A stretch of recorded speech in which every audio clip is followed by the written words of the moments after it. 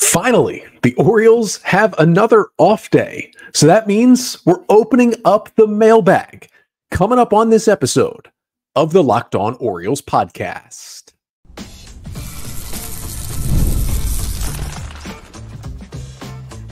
You are Locked On Orioles, your daily Baltimore Orioles podcast. Part of the Locked On Podcast Network, your team every day.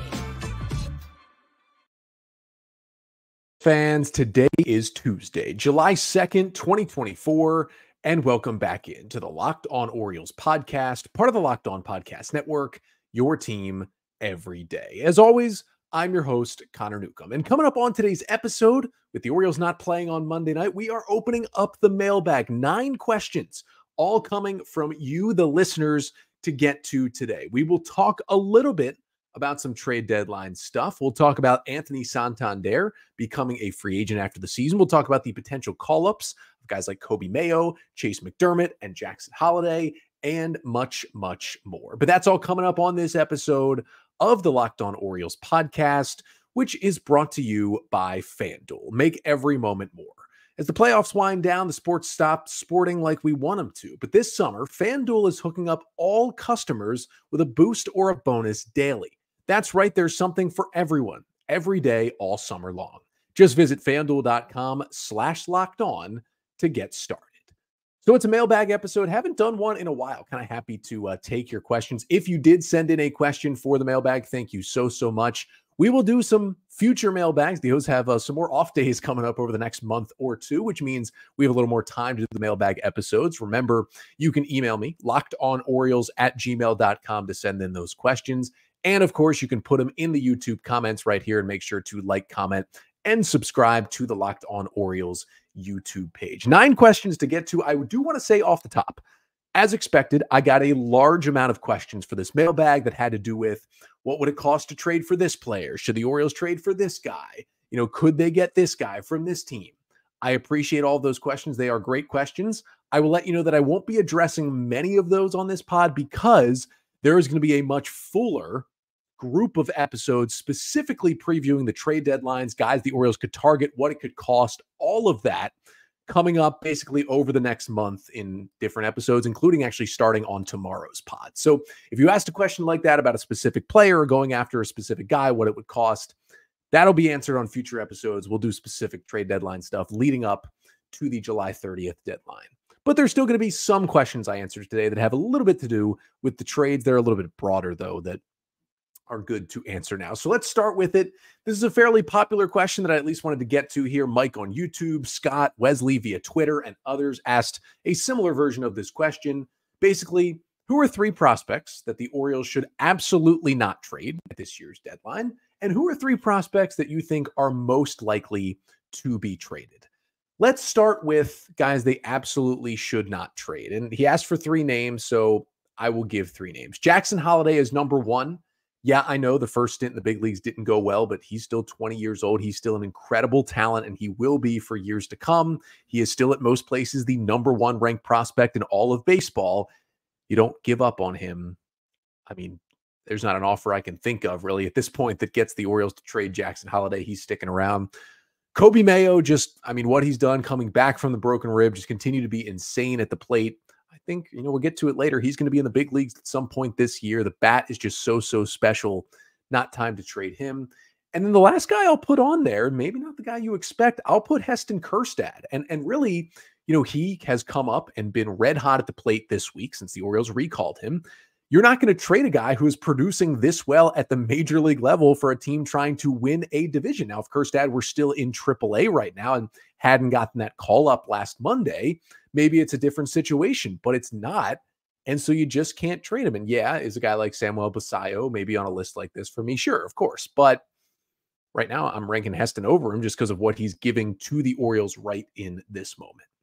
Then on the flip side of the question, the most likely to be traded, my 3 names start with Connor Newcomb, just because he has really blocked more than any other Orioles prospect from getting consistent playing time in the big leagues. I know he made his debut earlier this season, but there's just not a lot of ways in for Newcomb, short-term or long-term. He's still a good player, still has trade value, kind of makes him the perfect piece. On the pitching side, I would say Brandon Young. Young has kind of shot up some prospect lists this year. Fangraphs and Eric Longenhagen just put out their most recent Orioles list. And Brandon Young was number 10 in the Orioles system, pretty high for him. But he is Rule 5 eligible this offseason. Now, he was Rule 5 eligible last offseason, but he was coming off a major injury, so there was never a chance he was going to get picked. Now he's pitching well. He's up in AAA. He is a guy who the Orioles would really have to think about adding to that 40-man roster, and they just may not have space for him. So he's a guy who, when you think about the Rule 5 draft, could be someone you're more likely to move. And then the last guy for me would be Dylan Beavers. He's not Rule 5 eligible yet. He's performing really well, though, in AA Bowie. And I just think, like, he's great, but he's another left-handed hitting outfielder. And the Orioles have so many of them. A guy like Beavers with some talent is more expendable. I would say right now, those are my top 3 prospects most likely to be traded. Next question comes from Mike via email, who asks, with all the pitcher injuries, of course, with the Orioles and across Major League Baseball this season, why won't MLB expand the rosters? And Mike talked about how, you could have more pitchers or just more players in general. And I think the thinking was, okay, everybody can pitch less, they'll get injured less. Really, Mike, I think the core issue is not that. It's a lot of the studies have been that one of the main, if not the main issues of all these pitching, especially elbow injuries, is just the hunt for velocity and max effort throwing time and time again for pitchers over the last decade or so. So I really think actually the opposite of what you're asking would do better to attack this problem. Because say, right now the limit is you can have 13 pitchers on your active Major League roster. Say they dropped it down to the limit is 11 pitchers you could have on the roster. You could still hold 26, but 15 of them at least would have to be position players. You can only hold 11 pitchers. That means when you have 2 less relievers, your starters are going to be forced to cover more innings because you're just going to be down 2 relievers at all times. To cover more innings, generally, you have to throw less max effort pitches, especially early in games. You have to control your stuff, leave things in the tank to be able to get into the 6th and 7th innings consistently. And generally, again, that means less max effort and less high velocity, maybe at least early in games. And it could lead to more injuries as soon as you make the change. But eventually, teams will adapt to having less pitchers and you will sign more guys, or more guys themselves will adapt to just throwing less max effort to be able to get deeper into games and maybe put less stress on their elbows. It is one theory that could fix it. It's one that I think could possibly happen. But remember, it's not super likely because it takes away jobs from pitchers. Now, it doesn't take away jobs across the board if you keep it at a 26-man roster, but the MLBPA is not going to go for this unless Major League Baseball concedes something else. But it's something that should at least, I think, be on the table to try and fix this epidemic of pitcher elbow injuries. Next question comes from Russell on Twitter, who asks, what would you offer Anthony Santander in free agency this offseason? Remember, Santander is an impending free agent this year. There's a lot of talk about Corbin Burns being an impending free agent, but Santander, who's been here since 2017, will hit the free agent market for the first time in his career this season. Now, there's a lot of back and forth about whether or not the Orioles should bring back Anthony Santander, depending on what his performance is, depending on the guys the Orioles have ready to take his spot on the roster. There's a lot that could go into that, right? You could be on the side of, hey, Heston Kjerstad is going to be ready to be the everyday right fielder next year. You don't need to pay Anthony Santander. Then there's the side of, well, Santander, production-wise for a full season is having his best offensive year right now. Obviously coming off of him going scorched earth and hitting 13 home runs in June, but still he's swinging the bat really, really well. His defense is still looking honestly solid in right field. He's only 29 years old. I know he seems really old compared to the young Orioles and compared to how slow he sometimes looks out there on the field, but he's only 29. He's still, around his prime. For me, I have been on this train pretty much across the board. I still would like the Orioles to bring back Santander at least for a couple more years. And so I kind of dug into, similar players to Santander over the last year or two, kind of corner outfield bats who hit for power. They're good hitters. They have a good track record and not known for their defense, but can certainly be put in the outfield. Like, they're not DHs. I'm not including guys like JD Martinez, who just can't play the outfield anymore. These are guys who can still play the outfield, not really known for their defense, and definitely are carried by their bat. And the 2 names that I came up with were both guys who were actually free agents this year. and I think provide an okay look into what Santander could cost. Teoscar Hernandez and Jorge Soler were my two guys that I came up with. Hernandez signed a 1-year, $23 million deal to play for the Dodgers, and Soler signed a 3-year, $42 million deal, so $14 million a year, to play for the Giants. Now, the difference, these aren't one-to-one comparisons. Hernandez and Soler, both in their early 30s, both a couple years older than Santander when signing these contracts. Both of those guys are straight up right-handed hitters, whereas Santander is a switch hitter and does produce from both sides. So that makes him a little more valuable. And quite frankly, although Soler and Hernandez can both still play the outfield, Soler is mostly a DH at this point. And although Hernandez does play the outfield, he's not amazing out there. Santander, I think, you can say this with a lot of confidence, is a better defensive outfielder than both of those guys. Not by a gigantic margin, but at least by a solid margin. So to me, he's a more valuable player than Soler or Hernandez is. And if you look at their offensive track records, Hernandez and Soler have each had better seasons at their peak than Santander has, but Santander's had the consistency to at least line up with those guys. When you put that all together, it seems he could get something close to what they got. And, prices are rising every offseason. So I could see Santander going into free agency, shooting for something like a 3-year, $60 million deal. I think that's what he's going to look for. I'm not sure he's going to get that. So if I'm the Orioles, I'm trying to give him that AAV, that average annual value, but maybe say, hey, we're not willing to go 3 years, but I would offer Anthony Santander a 2-year, $40 million contract. That gives him $20 million per year. He's making about $11 million this year in arbitration, so much more money than he has ever made, which would be great for him in free agency.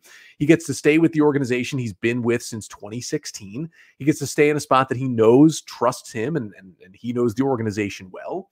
And the Orioles don't have to put too much of a commitment. It's just a 2-year commitment into a guy who, he's had some injury problems in the past. He's not super fleet of foot. Body could break down on him in the next couple of years a little bit and move him into more of a full-time DH role if he needs to. If you're only committed for 2 years, you don't have to worry about that as much. And if David Rubenstein is willing to open up this checkbook like he should, 2 years, $40 million for a productive middle of the order bat should not be an issue for the Orioles. That is what I would offer Santander this offseason. We got 6 more questions to get to. Coming up next, we'll talk about if the Orioles would actually add a hitter along with a pitcher at the deadline. And then we'll chat a bit about, would Austin Hayes be traded? And finally, is Coby Mayo coming up anytime soon? Get to that after the break.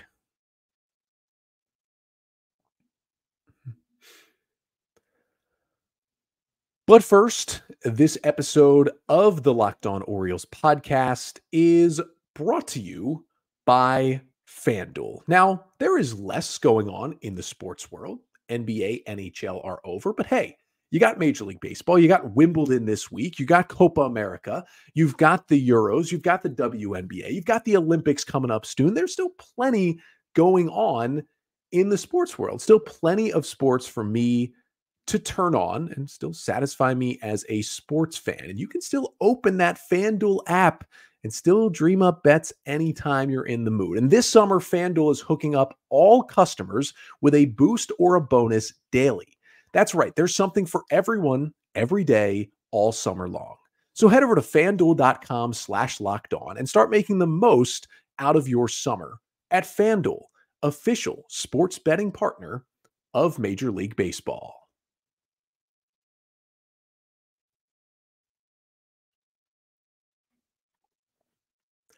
So we continue on with our mailbag episode here on a Tuesday. 6 more questions to get to. And the next one comes from Derek on Twitter, who asked, do the Orioles need to add another outfielder at the deadline? And what would it take to get someone like Luis Robert Jr. from the White Sox? Well, first, they don't need a left-handed hitting outfielder. They got plenty of those. But you could argue if the Orioles wanted to bring in any kind of position player, a right-handed hitting kind of solid defender who can hit lefties in the outfield is someone who they could add to this team, especially if you don't believe in Austin Hayes for the long haul. Hayes is currently playing that role on this roster, but if Hayes can stay healthy and he can hit some, and it was only 54 plate appearances, but Hayes did have a 220 WRC plus in the month of June, has been swinging the bat well as mostly a platoon bat, still plays a good defense in left field. He is a fine fit for that role on the roster right now. But if you don't think he can do it, then, a pretty cheap rental right-handed hitting outfield bat, I think the Orioles could be looking for that. And there has been some reports that the Orioles are at least considering kind of a right-handed hitting center field type to add to this team. Now, if you want a right-handed power bat, Coby Mayo could soon add that to this roster. We'll get to that in a little bit. But if you're looking at Luis Robert Jr., he is going to cost way, way, way too much. He's on a cost-controlled extension. He's a star-level player. If the O's are going after a hitter, they're going after more of a guy they're adding on the margins, not a superstar in center field. If they're giving up prospects for a superstar, it's going to be for a starting pitcher and not an outfielder. I don't see any way the Orioles go after Luis Robert Jr., but more of a guy on the fringes, a Tommy Pham type. Maybe I could see the Orioles doing a deal like that. Next question comes from Dominic on Twitter, who asks, when do you think the Orioles will pull the plug on Ramon Urias and call up Coby Mayo? Now, I do think in terms of, move versus move, this is probably what the Orioles will do when they eventually make the move to call up Coby Mayo. He's swinging the bat so well. He's back from that broken rib. If and when they do decide to call him up, it seems most likely, right, that Urias would end up being the move. Now, Ramon Urias did, when Jordan Westburg was down for a bit and Jorge Mateo was down for a bit, he got a lot more playing time and he swung the bat well, but he's just kind of swung back in the other direction since then. It's just an 80 WRC plus in 138 plate appearances this year for Urias. That is 20% worse as a hitter than league average. That hot streak is over. And really, it's less playing time, but it is the worst offensive season of Urias's big league career so far. His defense is still good, especially at third, but it's not what it was when he won the Gold Glove at third base in 2022. He is striking out less, which is nice, but it's also his worst quality of contact of his career. Like, he used to hit the ball hard and just hit it into the ground too much. Now he just doesn't hit the ball hard at all. And it can be a really, really tough watch sometimes when Urias is in the box. He's still a valuable player to the O's, can play third, second, short, first base, and still is a really good glove, especially over at third. He can be a valuable bench player for you, and he still helps the team. But the question is Coby Mayo more helpful? Now, with the bat, the obvious answer is yes. Mayo is in a different stratosphere than Ramon Urias is in terms of a hitter, but as a defender, you could say it the opposite way. You could say Ramon Urias is a different stratosphere than Coby Mayo is as a defender, because Mayo, although his glove skills and his hand skills have gotten better and better, the throwing arm, while powerful, the accuracy is still a huge question mark for Coby Mayo. And, it's not like Urias is playing every day. And if Mayo came up, he wouldn't play third base every day. But the question is, you don't really have openings at first base or DH unless this, Ryan Mountcastle illness turns into some kind of IL stint. There's not really openings there. The opening is, at third base, because you're playing Mateo or Urias every day right now because you don't have Jackson Holliday here. And both are kind of struggling with the bat right now. Like, even Mateo had kind of a rough June as well. So both of them are not automatic outs, but are hitting at the level where you don't love to have one of the two in the lineup every single day. So Mayo makes the team better as a hitter, but it's all about how much the Orioles can trust him to play him a good chunk defensively at third base. And even if they do, you could see defensive replacements being made late in games. But I do think if Mayo comes up, it would be hard for the O's to do, but it would be a Ramon Urias DFA. If it's not, if there's an injury, Mayo could certainly come up for a bit, but if it's not an injury, it's just a straight call up. I would think it would be Urias if they're willing to not play him every day, move him around a little bit. I think the move could be made sometime shortly after the All-Star break to bring Coby Mayo up. The bat is just so ready. And for the Orioles, here's the big question. They are a good defensive team, but they are a better offensive team. They are a top 5 offense in baseball. How much do you feel you need another spark to an already good offense and willing to sacrifice some defense in the infield to do it? That is the question they have to answer. I think we're going to see at some point in late July after the All-Star break. And then I'm really intrigued to see how much he would play and play at third base once they make that move. But it's also hard to make the move DFA Urias with what he has meant to this Orioles team. Next question comes from Amanda via Twitter. Where does Austin Hayes rank as a trade sweetener for the Orioles at this year's deadline? I will tell you that there certainly could be some teams out there who would like to have Austin Hayes on their roster. The Orioles are in first place and they have a role for Austin Hayes on their roster. So someone else would want him too. but he just doesn't have a lot of value right now if you're trying to throw him in on a trade. Was having a horrible offensive season, got injured again, certainly has been better since coming off the IL with that calf injury, but we know he's had injury issues his entire career, and he only has a year and a half of control left. He is a free agent after the 2025 season, so it's not like you get a crazy amount of team control from him. Someone could certainly want him maybe if they got him in like a minor swap where they gave up like a solid up-down middle reliever and they got back Austin Hayes, maybe a guy that they didn't have room for in their bullpen, but the Orioles feel like, hey, you know, this is our 7th or 8th reliever and could help us and give up Hayes. I could see that. But in terms of like, you know, hey, if we throw in Austin Hayes to these other two prospects, could we get a starting pitcher? I'm not sure he really moves the needle that much. Not to say he couldn't be thrown in a deal. He certainly could for a team that wants like, you know, a team that's selling and buying at the same time. They're giving up a starting pitcher in a deal for prospects. And they're like, hey, we could really use a bench outfield bat as a right-hander and Hayes could be thrown in. I just don't think with his value fairly low at the moment that he really sweetens a deal too much at this point, which is why I think he'll be here past the deadline and trying to hold on to at least a bench platoon bat role as the Orioles roll towards the postseason. 3 more questions to get to on this mailbag episode. We'll talk about starter versus reliever at the deadline. We'll talk about how Chase McDermott could help the Orioles and talk a little bit about when Jackson Holliday could return to the big leagues.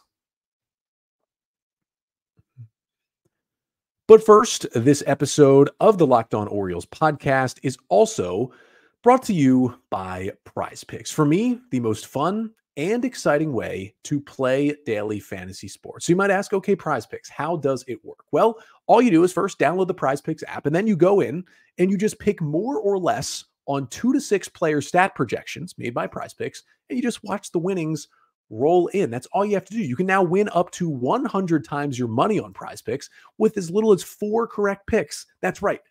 You could turn $10 right out of your pocket into $1,000. They've got promotions every day. They've got WNBA action. You can get, you know, those more or less numbers on Caitlin Clark or Angel Reese, or of course, stick in Major League Baseball, like strikeouts for a starting pitcher or hits or total bases for a batter in any game. They give you the number. You just pick more or less. It takes like a minute to make the entry. You're looking for getting a little money in your pocket. So download the Prize Picks app today and use code LOCKEDONMLB for a first deposit match up to $100. That's code LOCKEDONMLB on Prize Picks for a deposit match up to $100. At Prize Picks, pick more, pick less. It's that easy. And today's episode of the Locked On Orioles podcast is also brought to you by Tax Network USA. Here at Locked On Orioles, we pride ourselves on getting you the latest news for your team. Whether it's the offseason, the draft, spring training, or the playoffs, it is year-round. And you know what else is year-round? Collection season. Just because tax season is over doesn't mean the IRS will stop coming after you for unfiled taxes. The IRS can garnish your wages, levy your bank accounts, and even seize your property. So don't let the IRS target you. Let the licensed professionals and tax experts at Tax Network USA go to bat for you. With over 14 years of experience and an A+ rating by the Better Business Bureau, Tax Network USA has saved their clients over $1 billion in tax debt. So whether you owe taxes, have complicated matters that require tax planning, or you just finally hit that parlay this season and need help correctly filing, call 1-800-549-1000 or visit tnusa.com/lockedon. And be sure to mention Locked On Orioles at checkout, and you'll receive a $250 discount of their services at Tax Network USA.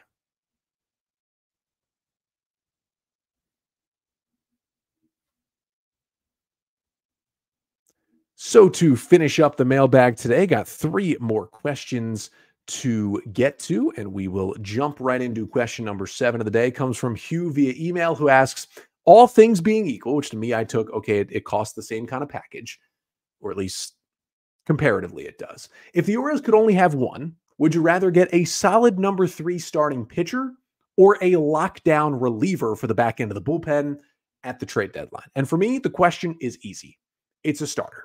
You still need someone who could start a 3rd playoff game, right? You know, if they stay healthy, Corbin Burns, Grayson Rodriguez locked in at 1 and 2, but a lot of questions on who's that number 3 starter. And you can certainly get through the playoffs with 3 starters.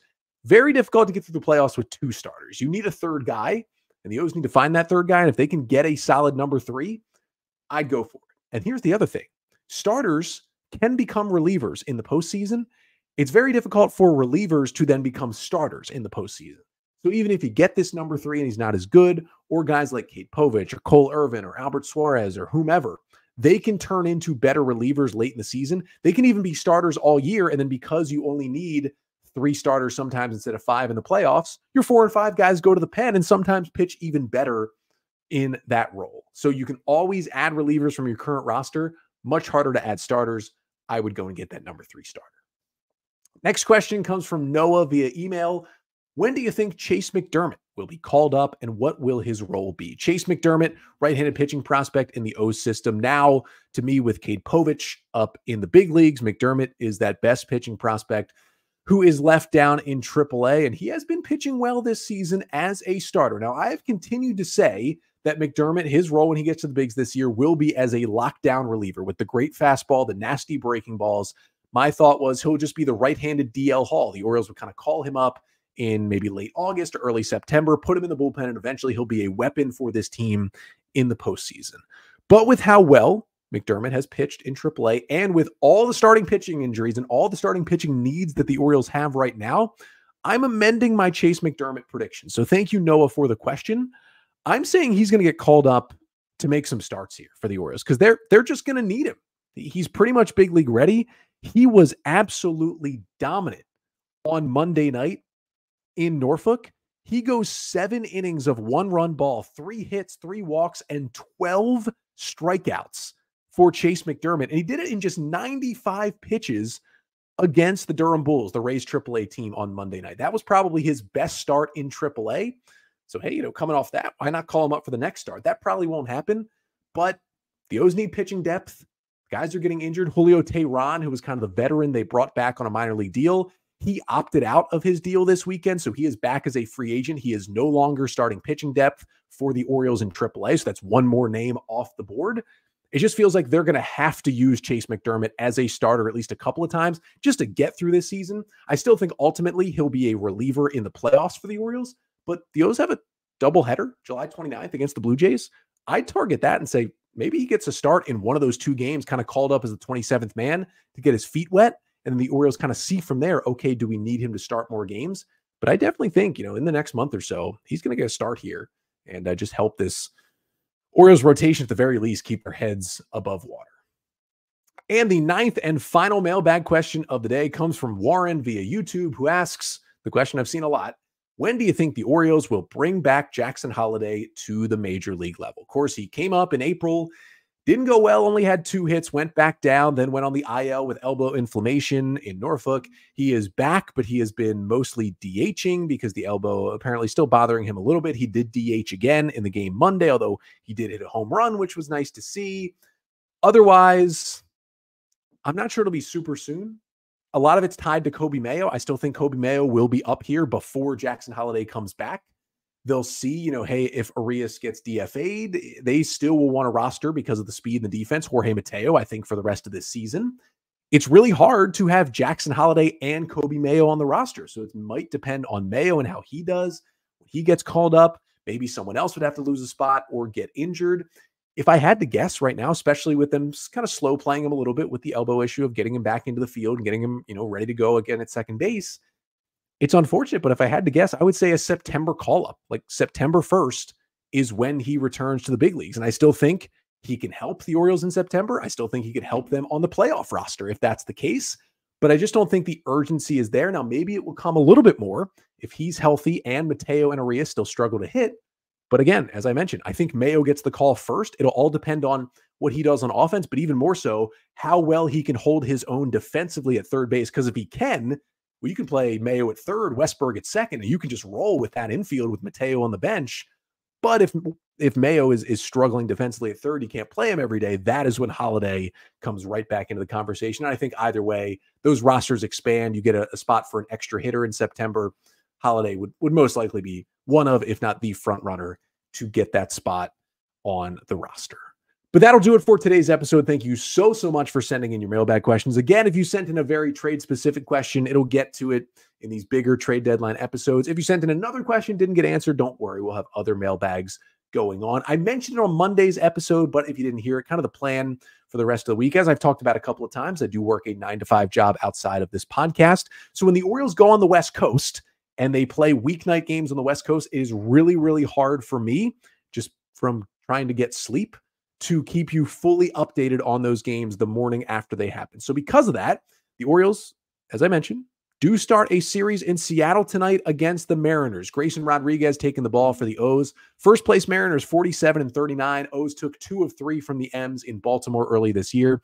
And George Coby, who's having a great year with a 3.35 ERA and just kind of barely walks anybody, will take them out in game 1 tonight. But that game is at 9:40 p.m. Eastern time. So just not going to be able to get you an episode on Wednesday that recaps that game. So Wednesday's episode will not recap game 1 against the Mariners. Instead, I will talk a little bit about the Orioles signing Burch Smith and Nico Goodrum to minor league deals, but also I will give you my first trade deadline wish list for the Orioles. I went through the rental relievers, the guys who should be fairly cheap, are free agents after this year, but could help the Orioles bullpen. I'm going to give you my top 6 wish list rental relievers and tell you why they're on that list on tomorrow's episode. Then I'll be back on Thursday to recap Tuesday and Wednesday night's games in Seattle. But again, back tomorrow to talk a little bit of potential relievers that could help the Orioles at the deadline. But until then, I'm Connor Newcomb, and this has been the Locked On Orioles podcast, part of the Locked On Podcast Network. Your team every day.